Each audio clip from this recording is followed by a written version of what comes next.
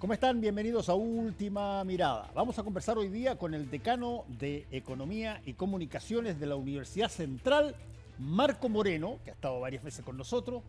Y cada cierto tiempo es necesario, Marco, repasar un poquitito el estado de cosas que se han mostrado ser extraordinariamente líquidas en los últimos años. Por ejemplo, la lógica de la educación universitaria. Y desde ese punto, Marco, ¿qué está bien y qué falta a tu juicio en términos académicos en la universidad? Bueno, efectivamente, Fernando, las universidades en el mundo están atravesando una situación compleja, especialmente desde la irrupción de la inteligencia artificial, ¿no es Exacto. cierto?, que está afectando las prácticas docentes, ¿no es cierto?, la manera en que hacemos las clases en las universidades, los profesores, las profesoras, evidentemente que se ha visto fuertemente afectada por la irrupción de la inteligencia artificial y la manera en que los estudiantes aprenden. Hoy día, por supuesto que para un estudiante leer un texto, 100 páginas que uno solía entregarle para que lo hiciera, por supuesto que hoy día, ¿no es cierto?, con el uso de herramientas tecnológicas eso se ha facilitado muchísimo, por lo tanto no hay esa lectura que teníamos que hacer antes. Tú me decías cuando nos mandaban a leer el Quijote, ¿no? Claro. Y además de eso, el tema de cómo evaluamos, por lo tanto, los procesos de aprendizaje es lo que hoy día tiene a las universidades en una situación compleja, ¿no? ¿Qué evaluamos? ¿Evaluamos el resultado o evaluamos el proceso? O sea, el resultado es hacer una prueba al final de la materia, de la unidad que viste, como se hacía tradicionalmente, o tenemos que evaluar por parte. Ahora, evaluar por parte implica un costo importante también para el trabajo del profesor, de la profesora, ¿no es cierto? Porque tiene que dedicarle más tiempo a esos procesos. Todavía entonces las universidades no han podido asimilar con claridad cómo incorporar la inteligencia artificial a sus prácticas docentes y está en desarrollo, por lo tanto, Bueno, ese ahí, tema. ahí tienes un punto que me parece extraordinariamente importante. Siempre se ha pensado, y hay mucha gente que lo ha dicho, que la inteligencia artificial va a tener el mayor impacto, por ejemplo, en el mundo del trabajo, o va a tener el mayor impacto en cosas que tengan que ver con, qué sé yo, política, en términos incluso bélica, y todo eso. Pero el factor de aprendizaje que se hace tradicionalmente desde el colegio hasta la universidad probablemente va a ser una de las zonas más afectadas y más impactadas por la inteligencia artificial que hasta ahora, eh, yo no sé si que tú tienes alguna alternativa al respecto. Hasta ahora yo no veo que haya, qué sé yo, una sola posición respecto de qué hacer en términos educacionales frente a la inteligencia artificial. No, no hay una sola posición y como tú decías, las decisiones en general en el mundo, de toda índole, ¿no es cierto?, profesionales, de decisiones gubernamentales incluso, van por supuesto que mucho más allá de la educación. Cómo hoy día incorporamos esta tecnología, ¿no?, en nuestras vidas cotidianas, que más que pedirnos permiso ha irrumpido en nuestras vidas y por lo tanto no hay una sola posición respecto de cómo enfrentarlo. O sea, los gobiernos tampoco están preparados respecto de cómo incorporar esta herramienta, sobre todo en el proceso de toma de decisiones, ¿no? Porque podría ser muy fácil entregar las decisiones, ¿no es cierto?, a un algoritmo o alguna proyección que te permita con más facilidad que se hacía antes poder efectivamente tomar decisiones. Lo que ha pasado, por ejemplo, con la emergencia que está generando este sistema frontal, ¿no es cierto?, que está afectando al país. Uno podría decir, si el problema que tenemos en Chile no es la emergencia porque tenemos capacidad para reaccionar, sino que el problema tiene que ver con la capacidad de anticipación y de prevención, como pasa con los incendios. Sí. Vemos la noticia de lo que está ocurriendo en Europa nuevamente con los incendios. Eso va a volver a pasar en Chile. ¿Cómo nos preparamos para eso? ¿La inteligencia artificial podría contribuir a mejorar nuestra capacidad de anticipación y de prevención? Probablemente sí, y quizás ahí tenga un elemento virtuoso, ¿no? Pero por supuesto que en otros ámbitos, por ejemplo, lo que pasa con los puestos de trabajo que van a verse afectados por la irrupción de la inteligencia artificial, evidentemente todo eso está cambiando el ecosistema educacional, ¿no? Porque tenemos que empezar a pensar en estudiantes y formar estudiantes para un mundo que no es este, ¿no es cierto?, que es un mundo que en poco tiempo más va a estar fuertemente influido en las decisiones por este tema. Te voy a poner un ejemplo ficticio Eh, que alguien podrá decir, ucha, que exagerado, Paulson, pero, a ver, si la inteligencia artificial el día de mañana dominara y sobre todo lo que manejara las decisiones es este algoritmo, que es un ente técnico, no es un ser humano, a ver, ¿por qué no tomar la decisión de que las personas que están en una situación y el algoritmo ve que no van a terminar bien en los hospitales, oye, ¿qué? Dale, inyéctale una cuestioncita y mátalos? ¿Por qué van a padecer, van a quitar recursos de acá, va a ser más caro tenerlos para la familia y todo? La decisión no pasa por una reflexión que tenga ni emociones, ni tenga reflexión humana. Y eso, por cierto, es algo que han alertado varios, pero todavía no está en proceso. Y, ¿Y cómo se puede detener algo que está funcionando ya? Claro, porque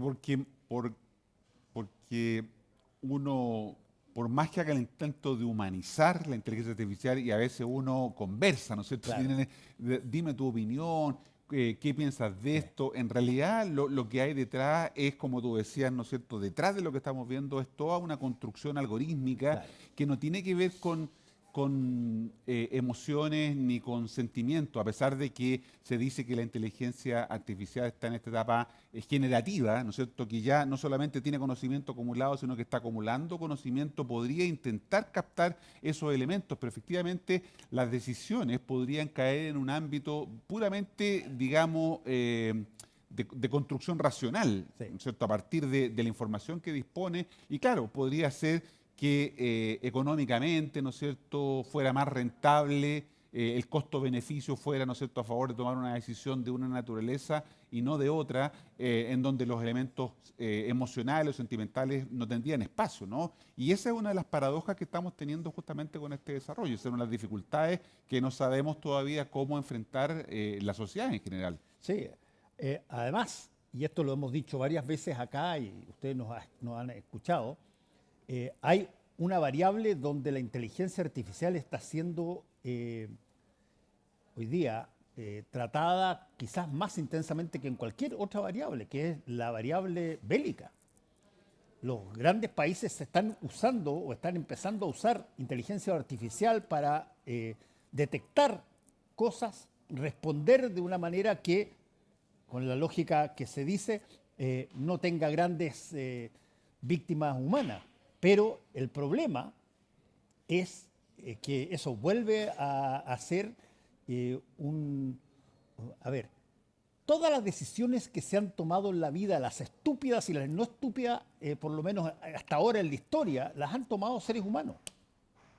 Cuando la decisión la toma un algoritmo, que es un ente tecnológico, no un ser humano, a ver, ¿cómo puedes hacerlo reflexionar? ¿Cómo puede haber un proceso de, ¿por qué no lo pensamos primero y después emitimos? Eso nos va a cambiar de alguna manera a nosotros la forma en que nos relacionamos. Totalmente. Imagínate que, volviendo a la casuística, si uno pensara qué es lo que tendría que hacer hoy día el ministro Quirós y el gobierno para enfrentar el tercer trámite constitucional que partió hoy día Sí. martes, ¿no es cierto?, en la discusión de la mega reforma, perfectamente uno podría preguntarle a la inteligencia artificial cuál es el mejor camino para enfrentar esta última etapa de la tramitación de la reforma. ¿Podrá el algoritmo efectivamente entregarnos elementos en donde las conductas humanas son impredecibles? Porque uno dice, ¿cómo el partido de la gente que tiene 14 diputados, cómo va a votar en este tercer trámite constitucional? ¿Va a apoyar totalmente lo que dice el gobierno y por lo tanto podría perder de alguna manera su capacidad de independencia que ha proclamado, que Franco Parisi y el PDG han proclamado como su principal, ¿no es cierto?, virtud, Claro. porque no son ni fachos ni comunachos, como suelen decir, ¿no es cierto?, ellos mismos. Entonces, ¿cómo tendría que la inteligencia artificial, de que estamos hablando de ese punto, reaccionar frente a la imprevisibilidad que tienen las decisiones de las personas, ¿no? Eso es lo que hace también cuestionarnos respecto de si es efectivamente un resultado basado solo en evidencia y en datos es suficiente para tomar una decisión, a propósito de lo que estábamos hablando, o se requiere también de otras variables y otros componentes que no aparecen a lo mejor en la matriz algorítmica para poder generar un resultado. Ahora, este proceso va a seguir y el punto es, ¿en qué momento toda esta nueva tecnología entra como ramo, como materia de estudio, tanto en colegios como en universidades? Bueno, estamos incorporándola. Todas las universidades, todos los sistemas educacionales en el mundo están viendo cómo adaptan sus currículums a la incorporación de la inteligencia artificial. Pero no hay todavía una respuesta. Estamos un poco, Fernando, en la lógica de ensayo y error, ¿no? Ajá. Estamos viendo cómo resulta, dónde resulta. Como te decía al principio, todos plantean que hay que evaluar procesos, no resultados, utilizando y permitiendo que los estudiantes utilicen la inteligencia artificial en algunos momentos, pero ahí entonces está la discusión respecto de cómo ir modelando entonces las carreras, los programas académicos en función de estos nuevos elementos. Todavía no hay una claridad. En Estados Unidos, algunas universidades, por ejemplo, en la enseñanza del derecho, están ya avanzando en introducir elementos de inteligencia artificial. O sea, te podría aliviar en muchas cosas. De hecho han probado con jueces, Exactamente. y jueces y juezas, porque han puesto robots así, hombres o mujeres, que son máquinas a analizar las cosas que tienen que decir las partes en un juicio y toman decisión para ver si es que efectivamente corresponde o no corresponde a una decisión racional. Claro. O cuando hablamos de lo que son las políticas públicas tienen un componente importante de racionalidad porque se basan o deberán basarse en evidencias, ¿no es Sí. cierto?, en datos para tomar las mejores decisiones posibles. Pero sabemos que no siempre la mejor decisión posible es la que se impone. En el mundo anglosajón hablan siempre del second best para referirse que en realidad la primera opción no es la que siempre genera todo el acuerdo y el consenso, por eso que tienes que buscar la segunda o la tercera alternativa para llegar a una solución. Eso la inteligencia artificial probablemente no lo dejaría pasar, porque nos diría, esta es la mejor alternativa y esta es la que hay que implementar. Pero a lo mejor esa mejor alternativa no es la que genera acuerdo y entendimiento. Cuando el ministro Quirós dice la invariabilidad tributaria, ¿no es cierto?, 25 años y no quiere moverse de ahí, a lo mejor técnicamente podría ser esa la mejor decisión, pero no es la que genera consenso y acuerdo. Entonces, ¿cómo tú de alguna manera equilibras esos dos elementos en la toma de decisiones? Hay otro punto que me parece súper importante que tiene que ver con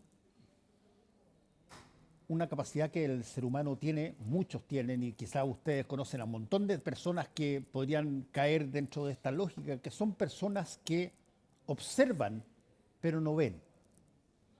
Pueden estar mirando algo y como han visto siempre exactamente lo mismo rutinariamente, no se dan cuenta de algo nuevo que sucede y no lo ven. En este caso,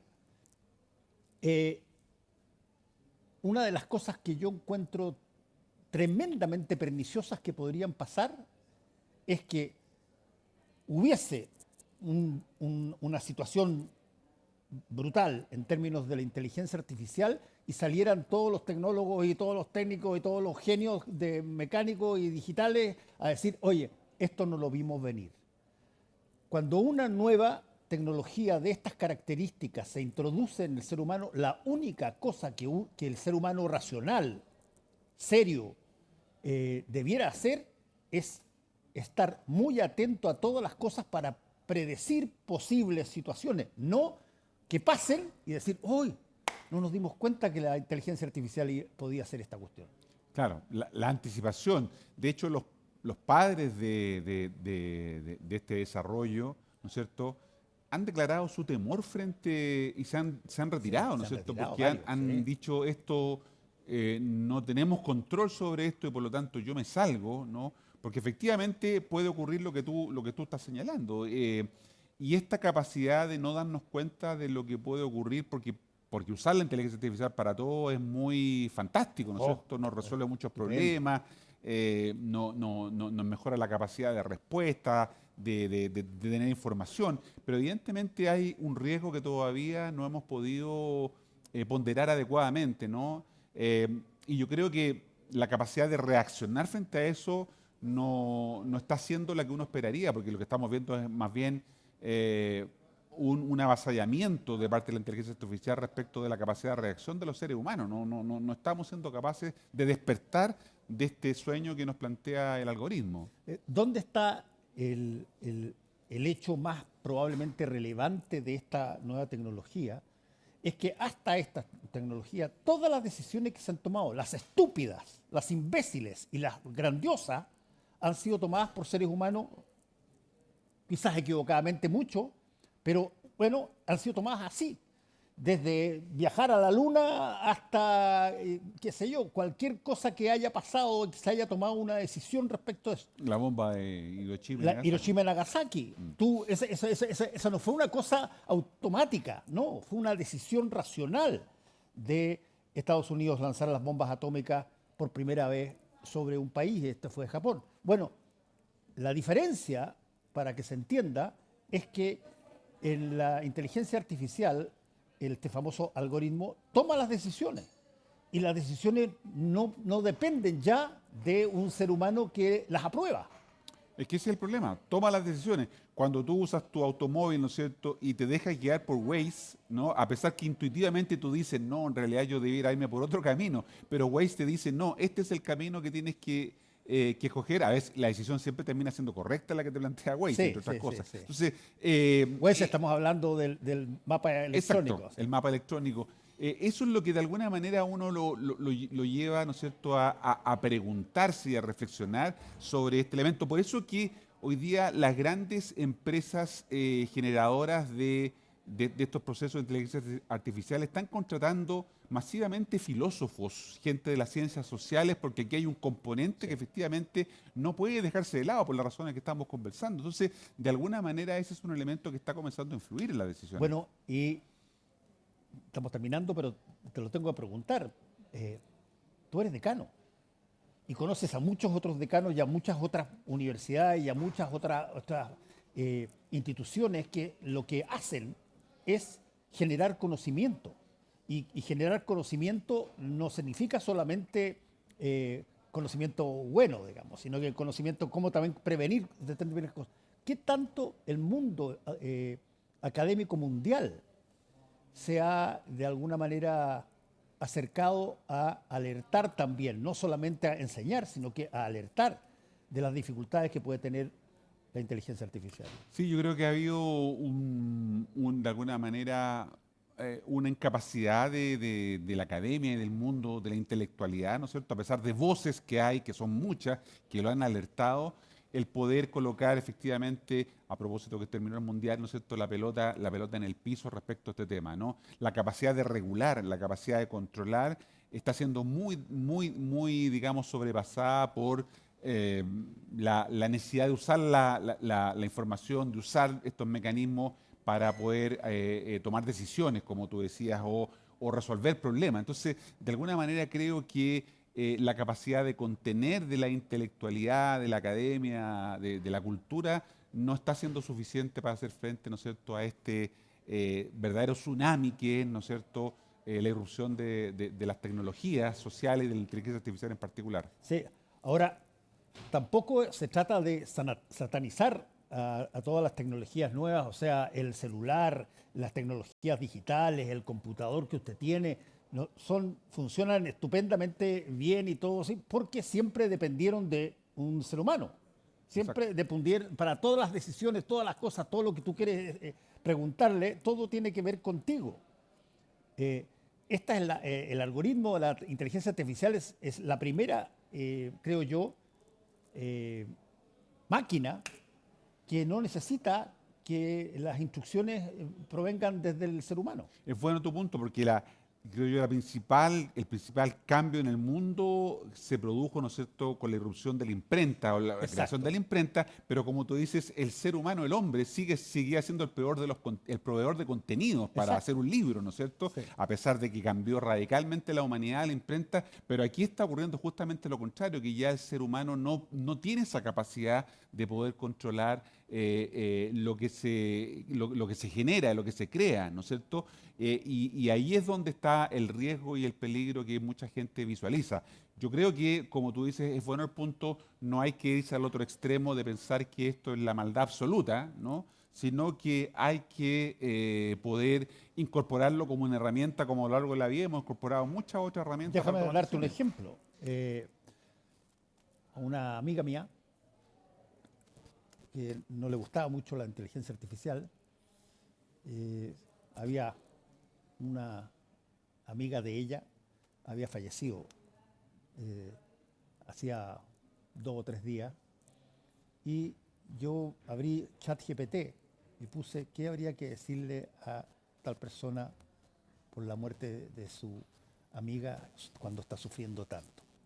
Entré y le dije, oye, ¿qué te parece esto? Y fue cascada de lágrimas. Claro. Una cuestión así. Y eso lo hizo la inteligencia artificial, es el chat GPT. Por lo tanto, tiene un montón de cosas que pueden ser en el mundo artístico, en el mundo de tu propia vida, muy útil. Si el problema es cuando tú no puedes delimitar en qué momento las decisiones que ese algoritmo, esa máquina toma por sí misma, puede afectar la vida humana. Claro, por las decisiones que se toman a partir de eso, que están de alguna manera muy influidas justamente por lo que esa información te genera. Como tú decías antes, las grandes decisiones, buenas o malas, la tomaban los seres humanos. Sí. Aquí el problema es que eso se está perdiendo Y eso para terminar, Marco, está total y absolutamente, me imagino, consciente en el mundo académico universitario. ¿Y qué se está haciendo al respecto? Sin duda, todo el sistema de educación superior está consciente de esto. Estamos llevando adelante acciones para mitigar de alguna manera el abuso en el uso de las herramientas, pero todavía, como te decía al principio, navegamos mucho en la oscuridad, en el ensayo y el error, sin tener todavía una claridad única respecto a cómo resolver los problemas. Va a haber que estar atentos. Esa es la otra cosa. El valor de la atención humana, de estar atento hoy, se duplicó por 3 o 4 veces cuando están pasando un montón de cosas que uno va a ver por primera vez. Tal cual. Así que, ojo. Muchas gracias. Gracias, Fernando. Por estar con nosotros hoy día una vez más, Marco. Y a todos ustedes, gracias por su sintonía. Nos encontramos mañana.